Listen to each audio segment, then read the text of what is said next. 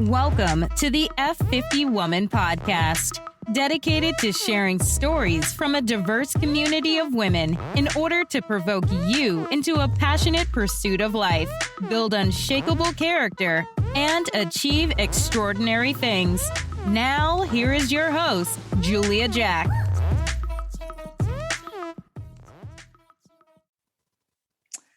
Hey, F50 women. I am here today with Fiona Valentine. She's a business coach for artists. Her teaching challenges the typical advice given to creatives because she believes that both painting and the art of selling the art can be learned by anyone willing to follow the profitable artist method, which she's going to tell us about in a minute. Thank you so much, Fiona, for being here. Lovely to be talking with you, Julia. So our audience can connect with you and understand where your passion came from. Tell us about who you were as a younger woman, as a younger girl. Tell us what you wanted to be and where this all started. I grew up in a family that were pretty mobile in Australia, and my mum was a teacher. I grew up in tiny sort of Christian school settings, pretty dreamy, creative kid. When I got to the end of high school, I was really looking for a bit of a break before jumping into that teacher pathway, and I wanted to go overseas. I didn't really just want to do a holiday, so I looked for a missions trip of some kind. Okay. And I found one. And so I went to West Africa. I spent a year teaching kids to learn to read. And during that year, I met my husband.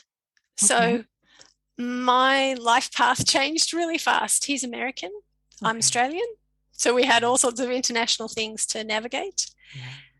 And long story short, we went back after getting married. We went back to Africa together. And I found myself raising a baby in a mud village without a lot of support. And my creativity felt really frivolous in that context. And I set it aside. And at the time, I had no idea what damage I was doing to myself and how unnecessary and unhealthy that perspective was. It took me a long time of coming back around to figure out how to view my creativity. How did that fit in my relationship with God, in my work, in my understanding of myself? Yeah. So that was really formative. So you said frivolous, your creativity became frivolous. And when I think of creativity, I think frivolous sounds like it fits. So explain to us, what does that mean? What does that change that was not so great? Yeah. I think creativity has so many different aspects. You're creative if you're human. 100% of humans are creative, but we don't always recognize it. And it certainly doesn't look the same for everybody.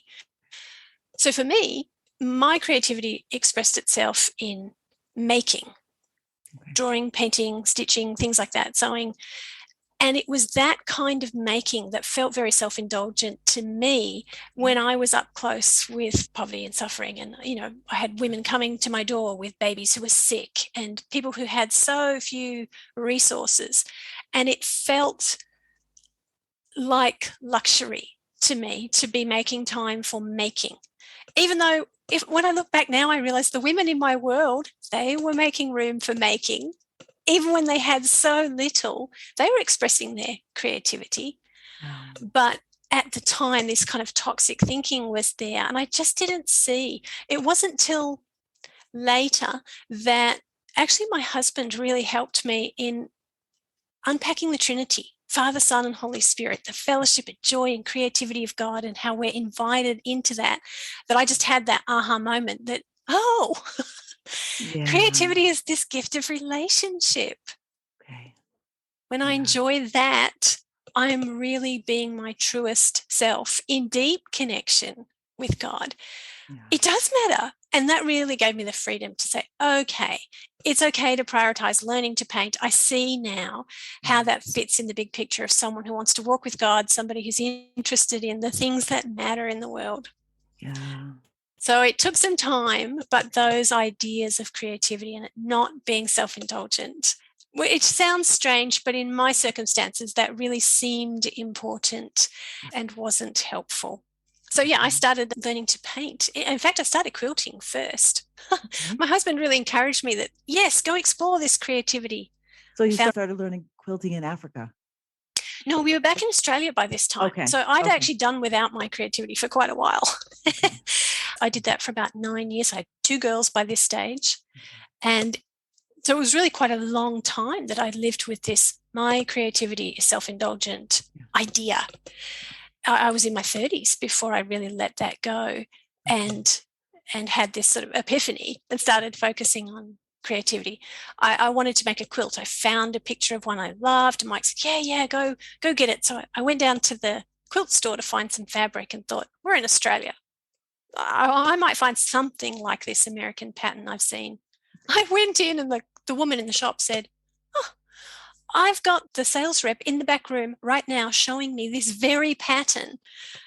No way. I just couldn't believe it. She had the very same quilt in the merchandising sort of paperwork she had. Anyway, I bought the material. It just felt like one of those, I see you, I know you. Yes, keep going. Yes. Yeah.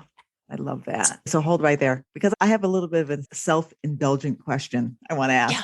You skipped right over this amazing love story in Africa. 2 strangers from 2 completely different parts of the planet come together, and it's, I don't know, what I imagine is a small village in West Africa. And you guys just saw each other and went, oh, it was just beautiful.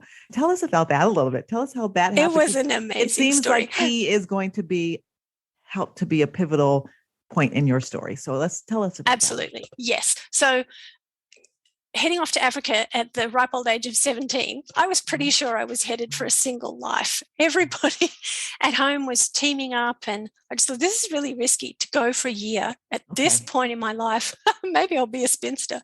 So I got to Africa, and to about 6 months in, the project I was working on expanded, and they asked me to stay. And I was desperately homesick, didn't want to stay.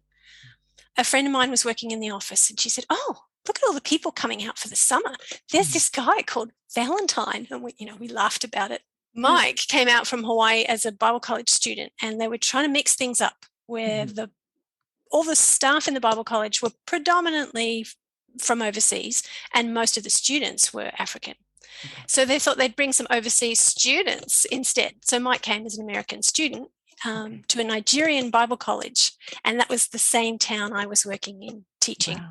Okay. So we met within that small missions community. All those who were single went out for dinner sort of one night a week. And I remember meeting him at the table and thinking, wow, this guy looks really tired. He just arrived. And I didn't know then that actually his best friend had just died a couple of days before. Oh, wow. So he'd come in a real grief mode. And apparently he looked at me down the table as we got introduced, and this bizarre thought flashed through his head, I wonder what kind of wife she'd make.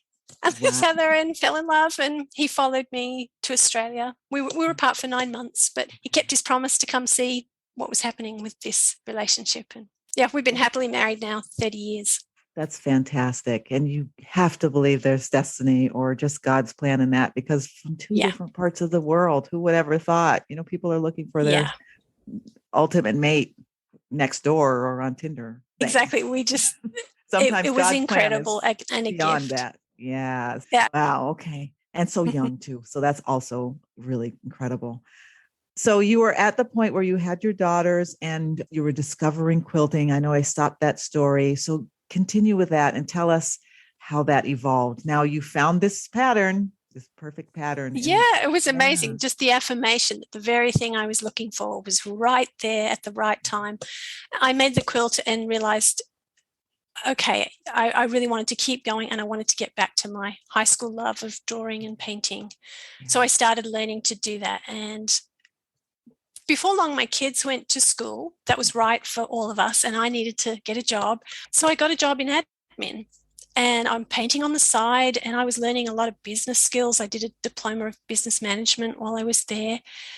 But I wanted to be painting. The more I learned, the more I loved it. And the more I discovered that there are skills. You can learn about color and drawing and design and how to compose a painting with wow factor and all of these things. I was just eating them up. And I started to dream about making that full time. Okay, nice. So how did that come about that you were homeschooling your 2 girls and then you went quilting. Was it just curiosity? Was it just, okay, I have to do something different? Did you get a message from God? Did you have a dream? I'm just wondering where that came from. Yeah. Well, it was directly out of this conversation that my husband and I were having about why does the Trinity matter? Like, we believe that God is Father, Son, and Holy Spirit, but what does it really mean for our everyday lives? Yeah. And in unpacking that, the light bulb moment of, well, my creativity is deeply part of who I am. It's deeply part of my relationship with God. And when I enjoy it, I'm enjoying time with him. And that doesn't mean I'm consciously making art about God or consciously thinking of him, but I'm being myself. And that's what he's delighting in. So that was really the moment to say, okay, I'm a busy homeschool mum, but I'm going to make time to enjoy this creative side of who I am. Yeah. So it was going on simultaneously with teaching and then with working. You know, a lot of people have passions, but the passion is sort of outside of their relationship with God. Those two things are separate. And you never, I imagine most people, I know not me, have never thought of when I do what I'm passionate about, it's the expression of my love for God. Maybe you can, I don't know. I'm feeling like I just want to chew on that a little more because it's a big thing, so isn't big, it? but it's so big. Profound, really, isn't it? Because it's so, our creativity is so much a part of who we are. It feels very personal. And when we actually care about walking with God, I think we become vulnerable to messages that would try to shut that down. I think there's something very powerful that comes against creativity. And when you recognize that, I think the shutting down the creativity, particularly of women, happens a lot. And if we can unpack that and recognize this is a gift, this is what God is like. We see that in nature, don't we? We see it in just how everything works. It's beautiful and it's multi-layered. And he's given that to us. And for those of us who want to walk with him, understanding that he knows how we're wired and he's working with us in creating a life. And he's reveling in this, the freedom, the ideas, the choices that we're making, and the trust that he loves us and he wants us to live a full life. And that's not got a lot to do with economics. That's got a lot to do with our inner life. It's got a lot to do with our heart and our freedom to see beauty, to recognize it, to respond to it, to explore it. Yeah. You're actually answering a question that I've been grappling with for a little bit of time now. And I'm just really excited. Yes. Tell me more. This whole concept of what you do and your love for God, it almost feels like to really love God, you have to just, everything you do has to, if you're writing about God. If you're talking about God. If you're working for God. It feels almost like you have to do everything with his name in the front of it. But when you said, you know what, this is my expression of God, this is my worship, but I don't paint pictures of Jesus all the time. Mm-hmm. It's profound for me, and I'm hoping for the audience as well, to know that your expression of whatever God has stirred up in you, whatever he has created you to express, is your expression of love for God. For me, that's profound because I keep thinking I have to step back from doing this or that because I really want to focus on God. And to do that, I have to stop everything else. And maybe that's the stifling you're talking about. We really dichotomize life, and it's not like that. He is at work in our personality. And when we're walking with God, when we're born again, the Spirit of God is living in us. We do have two natures. We have a nature that's fallen and it can do nasty things. Right. Any given day will show us that potential. But we also have the potential of this overcoming life within us. We're not necessarily going to have a word from heaven, a scripture verse leap off the page. That might happen sometimes, but I think most of the expression of the life of God in us is beautifully ordinary. Yeah. And that's a liberating discovery. So liberating. I can't explain to you. This is just fantastic. Because even today, Fiona, I was talking to a woman. I took my niece to college acceptance tour. at the college, they were showing them all different kind of things as they prepared to go there. And there was another woman who is a single mother. She only has one son and he's about to go off to college. And so I started to exchange with her because I understood what she was about to encounter in terms of the emotion of letting him go. Yeah. And after that conversation, long story short, when I came home, I was like, yeah, but I didn't mention God. I didn't say you should pray. I didn't do any of that. So I probably failed. I should have given her a Bible or something. But what I hear you giving us permission to do is to love the way you love, be who you are. And that is an expression of God. And she got what she needed just by me acknowledging that I want to love her the way Jesus would love her. This is sort of how I'm thinking through it right now. And if that's what you do with your artists, maybe you can get into your counseling with the artists and how you help them to understand exactly what you're telling us. Yeah. And because I know who you are, Julia, we're able to have a really open and frank spiritual conversation. But that's very unusual for me in the art space. Most of the people I work with, they're not necessarily conscious of walking in a relationship with God at all. Okay. And so they may hear from time to time something of my story, but for the most part, we're just talking about art. Because I know that when you look at something beautiful, God is calling you in that beauty to himself. And he's able to do that. That's what Romans tells us. That's what he's doing in the beauty of nature. He's not putting banners up there with John 3:16 in letters. He's wooing us through the beauty of nature to say, look at the personality who's behind this. So I can freely talk about art, talk about business with the people that I work with without even necessarily mentioning his name. Although at times, if there's opportunity, I will and love to do that. But in helping them to be their truest selves, I know that wooing, that calling of God can be there. So how can I make a living from this? Is that even possible? There's a lot of messages out there like, don't pursue art or you'll starve. Yes. And that's the first thing that comes out. Yes, most of the time. The starving artist. Yeah. Or there's the flip side, also toxic, that goes with that. That's, if I think about the money side, I'm selling out. Yes. I'm just compromising as an artist. And actually that's rubbish too, because we don't think like that about other specialties. We don't think like that for doctors. We don't think like that for musicians.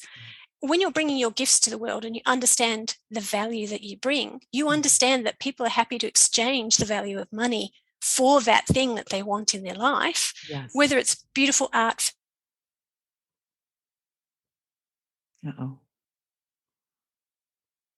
So whether that value is beautiful art for your home because you're wanting to create a particular atmosphere, a feeling of joy, a feeling of relaxation, holding on to treasured memories within the family, or whether you're a business and you understand that enhancing a work environment, giving people the freedom to choose art and other things to enhance their working environment actually enhances their productivity, or whether you're in a healthcare space where the healing, soothing, calming effect of beauty, art is helping you to achieve that for people who are going through grief, trauma, suffering. There's so much value. And getting your head around that really can help you to be free to say, okay, if I'm going to be a successful artist and I'm going successful in the sense of I get to do what I love, I get to share it with the world, and I get to make an income to support me and my family doing that, that's going to take some thinking as an artist entrepreneur. Right. I'm really in art and I'm in business together, and they're not opposed. One is an extension of my creativity through the making, and the other is an extension of my creativity through the sharing. Right. Okay. And you become an art ambassador of sorts, where you are not only presenting your value to the world in a way that has authenticity and integrity, but you're supporting other artists and the arts in general because you understand value and you're expecting value. You're not expecting to work for free. Anyone else giving value? Yes. Exactly. Not expecting to starve. Yeah, and that's not going to limit your creativity. In fact, it'll probably enhance it. Right. So I teach a really specific method of diving into getting clarity, sorting your creative process, and then building connection. Okay, great. Because those are skills that you need to learn, just like how to mix color and design a painting and use a paintbrush. Okay. You need to learn how to find your ideal customers, identify your highest value offers, and put it out into the world. And so do you teach the creative part too? Is that part of it where you teach people the art itself? Or I don't do that as much anymore. I do have a course called Conquer the Basics. That is my 6 keys to painting. It would be like I took you out for lunch once a week for 6 weeks. I shared with you everything I know about drawing, color mixing, designing paintings with wow factor, mindset, making creative space, and then how to share that with the world. So it's a good introduction because it's easy to turn up to painting and think, I just need to find the person who can tell me the right way to do it. Yes. And there's no right way.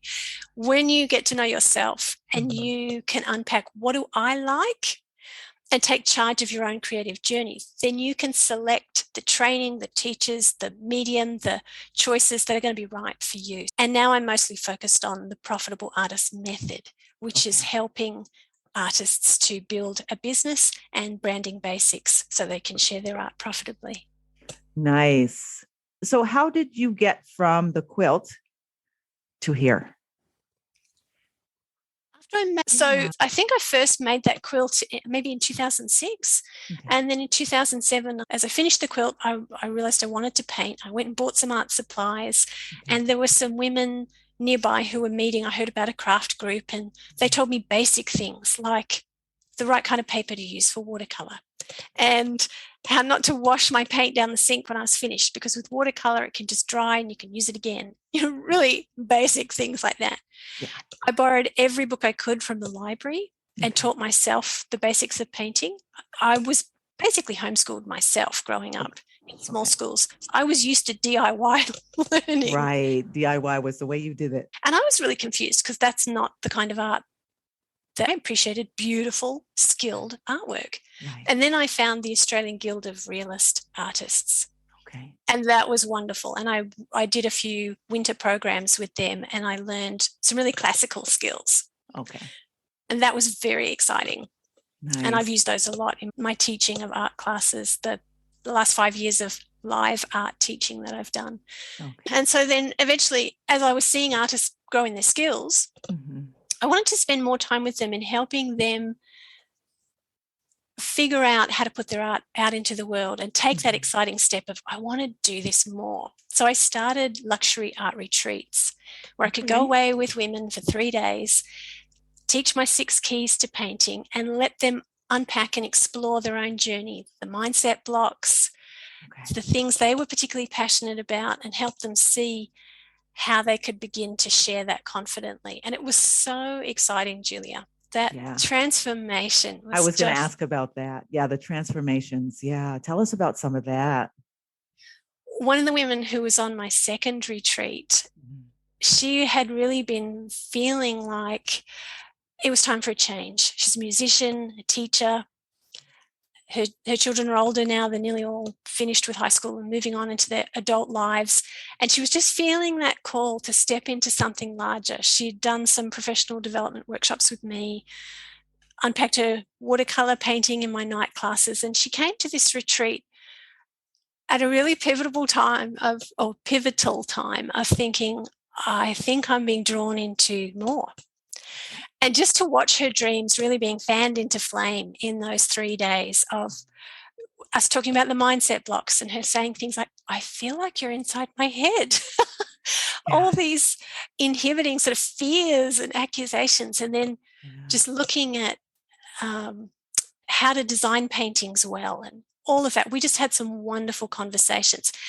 In the months that followed, she made a plan to leave her teaching career at the end of the year and step into being a full-time artist.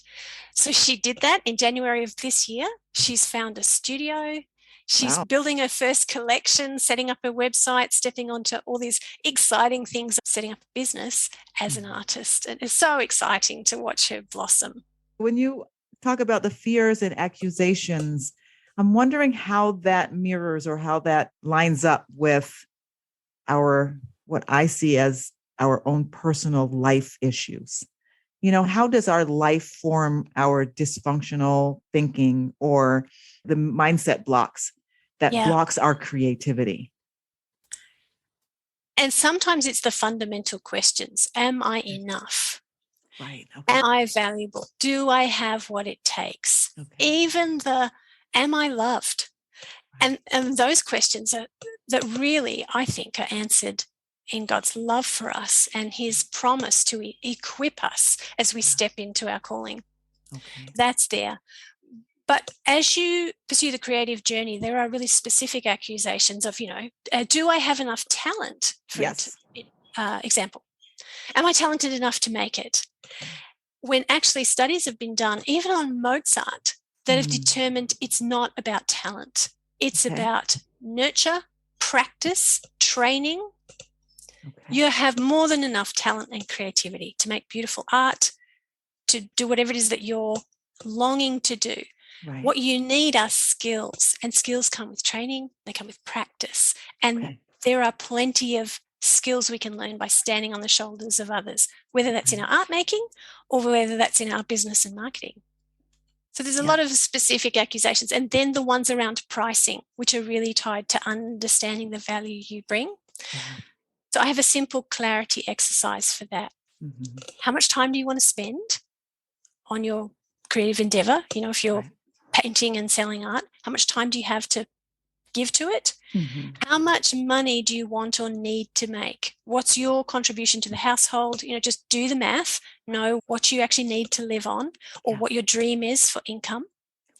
Then thirdly, look at what do you love to do? And this is going to be completely unique for each person. For one person, it may be, I love to paint watercolor botanicals, flowers. For someone else, it might be, I absolutely love animals. I love working in acrylic because it's fast. For someone else, it might be traditional landscape oils. That's what lights my fire. I want to get out in the world, take photos. I want to make paintings. Mm-hmm. Whatever is your thing, then wherever those three things overlap, time, money, and passion, what's the highest value offer that you can create in that sweet spot where they overlap? Okay. And then doing the math around that, because once you've figured out that, how much time you've got, how much you need to make, and what you're going to work on, all of a sudden, all these things you could do, you can see that's never going to be capable of generating the profit I need. Yeah. And you can do your pricing and look at, okay, these choices, I'm going to have to do hundreds of those for anything to happen. Whereas if I do it like this, in the time I've got, this is my highest value offer. And now I know what I'm going to be working on and what I need to promote and who it's for. If you're painting large pet portraits, that's not for everybody. That's for a very specific audience. Yes. Yeah. And have you helped people with that formula and they've shifted and then they get out of the zone? And it might be just that you have to clear up the mindset blocks, because you have the time, the money, the passion, and you do the math. And then you say, okay, what I wanted to do those big portraits, but now I'm going to do small oil paintings of cats. And then they got lost. Do you ever find that, where you try to shift, but you forgot what the equation really means, and you just try to shift to make the money? Maybe it's things get off balance. I don't know. I'm just throwing that out. Yeah. And so it's a deep exercise to make sure that you align these things really well, so that what you're passionate about was part of that equation. Okay. And so you're looking for the overlap where the time and the money overlap with something you are excited. Right. That's what my mind went to when you were talking about it. Okay, I won't do the portrait. I'll do what everybody wants. And then you're just miserable again. It's what do I want to do? And then there are others in the sphere of what I love to do that actually are capable of generating a higher profit. And that's how you identify your highest value offer. It's not about something that's disconnected from who you are and what you love. When it's tied to who you are and what you love, it's far more sustainable, and that excitement and energy is going to come through. And then you're able to ask, okay, this is what I'm like, where I'm from, what I enjoy, who else is going to like that? Yeah, exactly. And that's who you're making for. That's who your ideal customer is. Somebody who likes what you like, what you make, and they can afford to buy it. And it's important to understand that, because if you like it, there's probably thousands of other people who like it too. Yes. And then you just get into okay, so how do you find those people? And that's where the understanding how marketing works and the whole 7-step customer journey of helping them to get to know you and trust you and understanding their needs, what it is that they're looking for. It's very different if you're serving a healthcare environment who is concerned about their patients and their patients' families, and they're creating an environment for them. Their needs are going to be completely different than if your audience is more somebody who loves pets and they're wanting to remember a favorite animal in their prime, and they're wanting to do that depending on your personality, it could be a fun way. It's when it's tied to you, that shows you who your ideal clients are. Nice. Okay. I like that idea about the favorite pet. That I don't know if anybody's doing that, but that's a good idea, because when people lose their pets, it's very traumatic. And to have a painting of them either in their favorite pose or a funny outfit or whatever would be great. Yeah, that loved relation. And there's so many ways you can do that. If someone's into florals, they may be painting for a bride who wants to remember her wedding day by celebrating her bouquet in a painting. Yeah. So find something that's true to you. Going. Yes. So if you find a young artist, it could be a teenager, it could be a young adult who is trying to actually be an artist, what is the one piece of advice you would give them to continue moving forward, knowing that the mind blocks will come? Yeah. Naming them frequently, where you can recognize the common mindset stuff. It's not just you. We all face feeling like, who do I think I am? I just don't have enough talent, or I'm never going to make it, or those kinds of things. When I taught my after school kids class, I had kids from about 5, some of them were with me for 5 or 6 years. So some of them were 13, 14 when we finished. And so we're constantly looking at affirmations and understanding how our mind works and recognizing there's no one way to make art. So go with what you like and equip yourself with skills. And that's going to take developing some confusion endurance. Confusion endurance is the tenacity to keep going when you feel overwhelmed, confused, lost. I can't do this. I like that. Confusion endurance. Yeah. Michael Gelb wrote a fantastic book called How to Think Like Leonardo da Vinci. And in there, he talks about the different ways of creative thinking. And he says confusion endurance is the most distinctive trait of highly creative people. Business needs that. We need that whatever our career is. And we certainly need it as artists. So for young artists, I really help them to normalize the mindset things, to understand that they will probably encounter messages from some people that would try to shut down skill, beauty, training.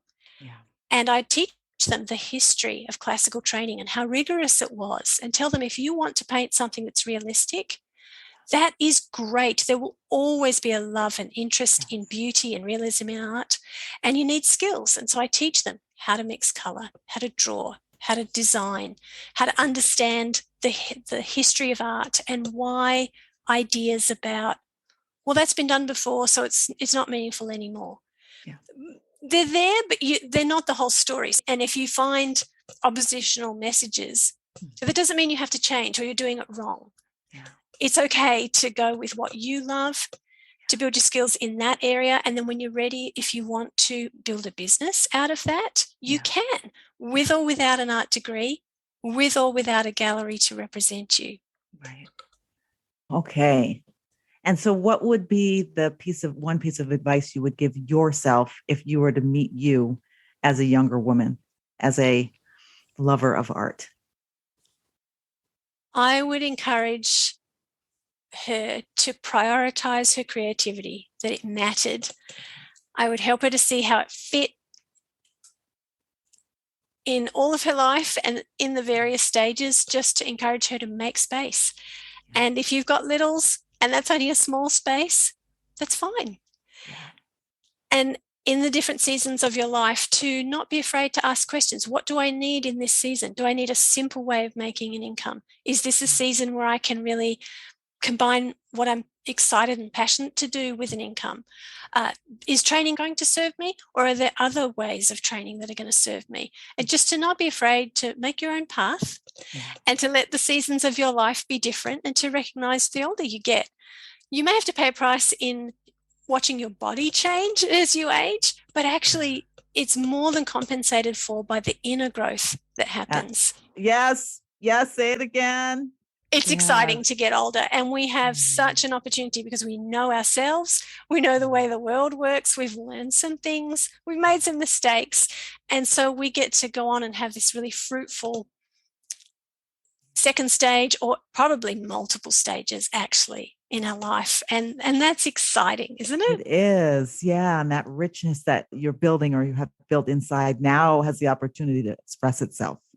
Yeah. And if the mindset is still being blocked, you have to talk to Fiona, because you got to get rid of that in order for it to flow.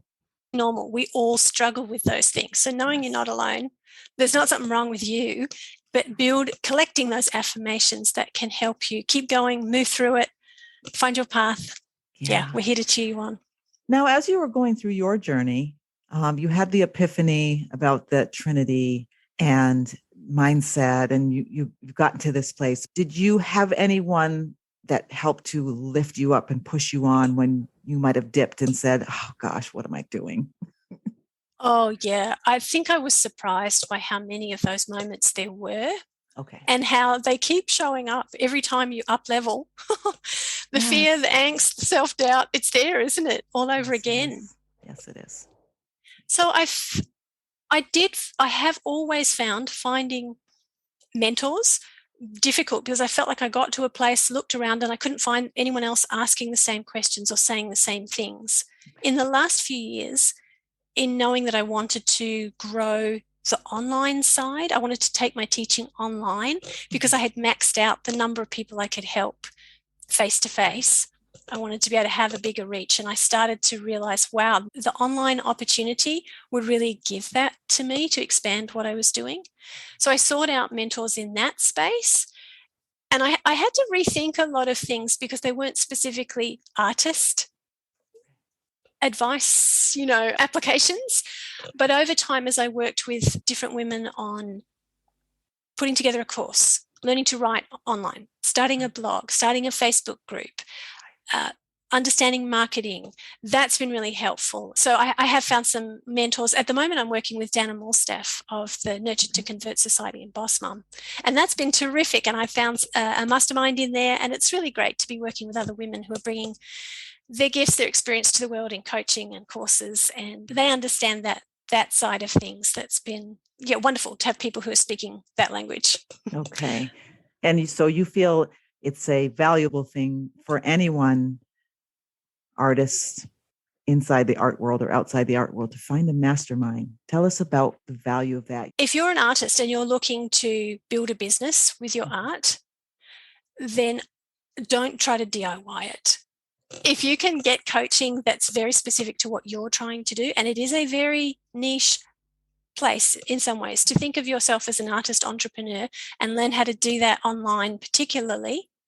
If you can stand on the shoulders of someone else who can say, here's my method, here's the 3 steps, this is how this works, and lets you see not just the tip of the iceberg, but what's going on under the surface, you will save yourself so much time and money. And then as you found that training, then potentially working with other artists in a sort of mastermind situation, finding others who are doing the same thing. That's one of the reasons I started the Confident Artist Facebook group, is because this is a space where we can talk together about making the work, sharing the work. And I've had artists say, it's just so wonderful. I work on my own so much that to be in this space, getting encouragement and feedback and support from people who understand is really helping me. So I think those 2 things, coaching and others who are on the journey, are very helpful. Yeah. So you mentioned a book. How to Think Like Leonardo da Vinci. Is that the book you would recommend for all women to read, or for our audience to read? Or do you have a book that you would advise other than that one? There's a book that I read back in those early days in that mud village, raising my little baby, trying to get my life together, figuring out what I thought about things. It's called Boundaries by Cloud and Townsend. Okay. It's not a new book, but it is a wonderful book. I found myself talking to a young woman who's getting married in July, and she was asking me, what would you recommend? What would you tell me at this point in my life? What's your advice? And I encouraged her to get that book, because for me, it's all about learning when to say yes, when to say no, to take charge of your life. That book was really foundational.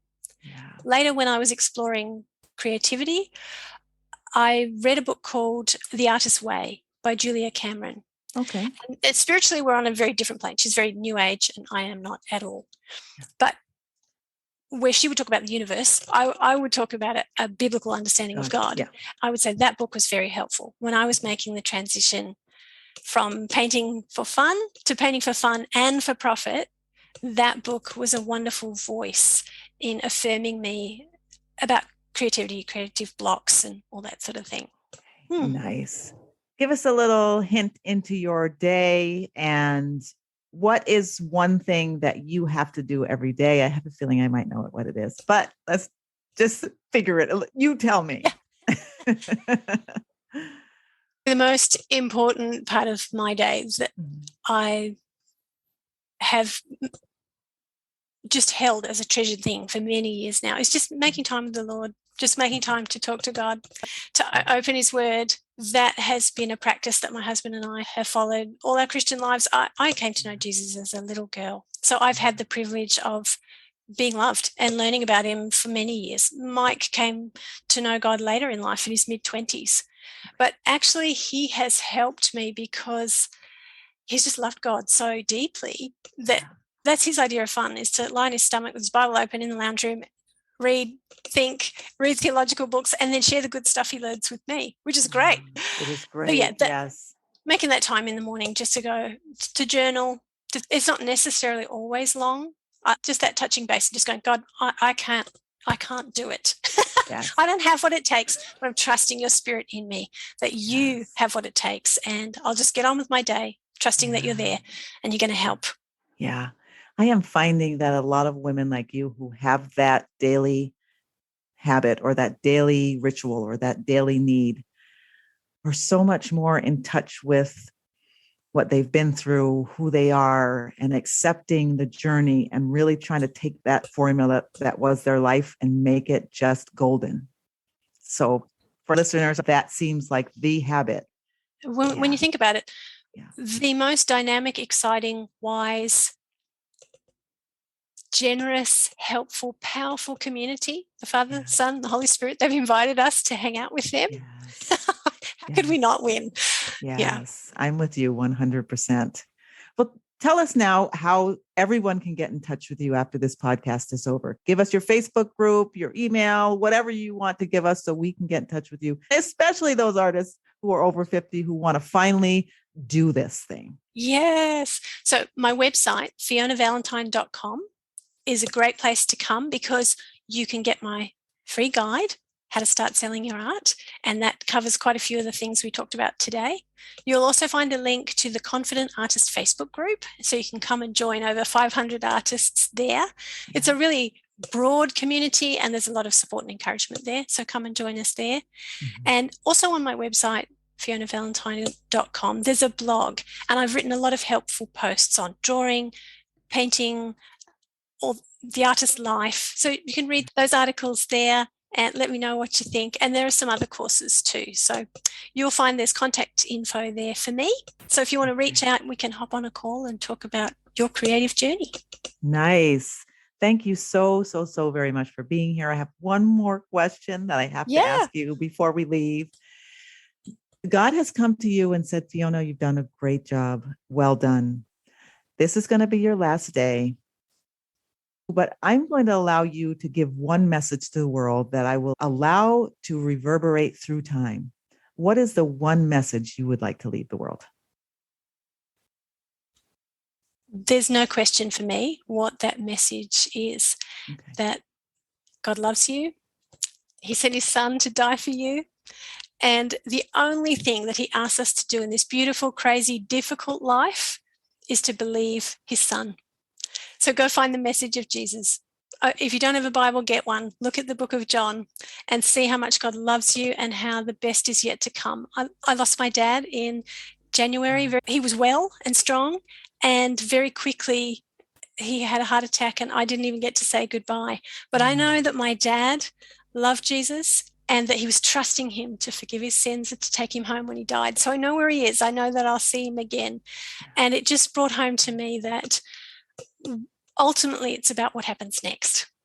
And only God has the answers for what happens next. And so that would be my one message for the world, is that if you haven't stepped into that relationship with God, that forgiveness of sins, that hope of eternal life he's offering you, then do it. That's why we're here, is he's extending that offer to us. And that's what I want the message of my life to be. Well, amen. Thank you so much, Fiona, for being here. Thank you, Julia. I really enjoyed talking with you.